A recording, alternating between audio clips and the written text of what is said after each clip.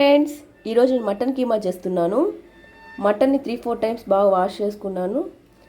1 onion తీసుకున్నా, తెల్లగడ్డ, అల్లం, చెక్క, లవంగాలు. ఈ మొత్తాన్ని పేస్ట్ లాగా చేయాలి. మిక్సీలో పేస్ట్ లాగా చేసి చూపిస్తాను. ఓకే ఫ్రెండ్స్, నేను కుక్కర్లో చేస్తున్నాను.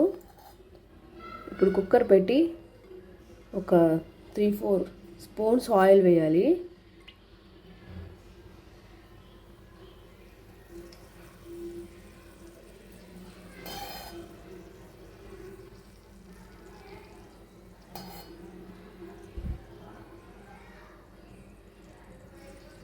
నెక్స్ట్ ఇందులో పచ్చిమిరపకాయలు,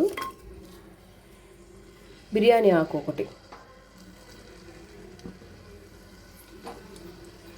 ఇది వేగాక మనం పేస్ట్ చేసుకున్నాంగా, ఈ పేస్ట్ని వేసి బాగా వేయించాలి, పచ్చి వాసన అంతా పోయేంత వరకు.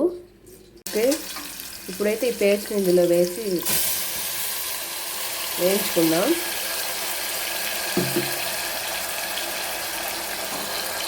ఓకే, ఇది కొంచెం బాగా వేగాక ఇందులోనే కొంచెం పసుపు,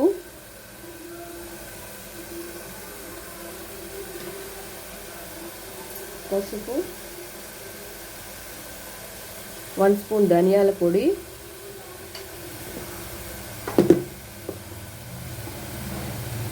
1 స్పూన్ మిరప్పొడి, అలాగే కొంచెం సాల్ట్,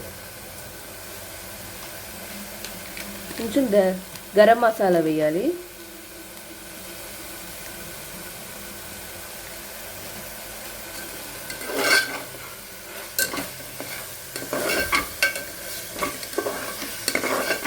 ఇది లైట్గా కొంచెం వేగాక కీమా ఇందులో వేసి కలుపుకోవాలి, బాగా మిక్స్ చేసుకోవాలి.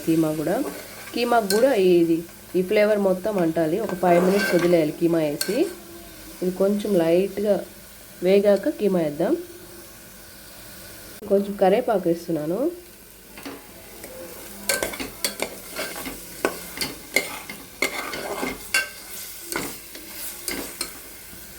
ఓకే, ఇప్పుడు కీమా వేసేసుకుందాం.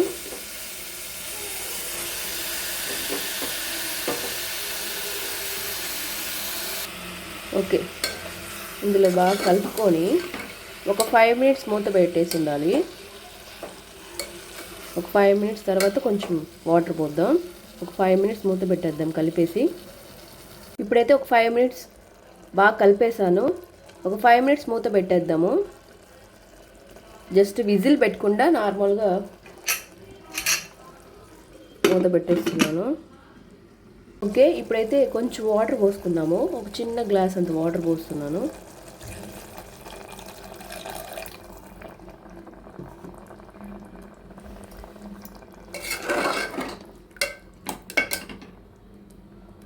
ఓకే, ఇప్పుడైతే ఒక 4-5 విజిల్స్ పెట్టేద్దాము. ఒక 5 విజిల్స్ రావాలి. విజిల్ పెట్టేద్దాం. ఓకే ఫ్రెండ్స్, ఒక 5-6 విజిల్స్ తర్వాత కుక్కర్ తీస్తే బాగా ఇలా అవుతుంది. లాస్ట్లో కొంచెం కొత్తిమీర వేసి గార్నిష్ చేసుకుంటే రెడీ. చాలా ఈజీ, ఎవరైనా చేసుకోవచ్చు.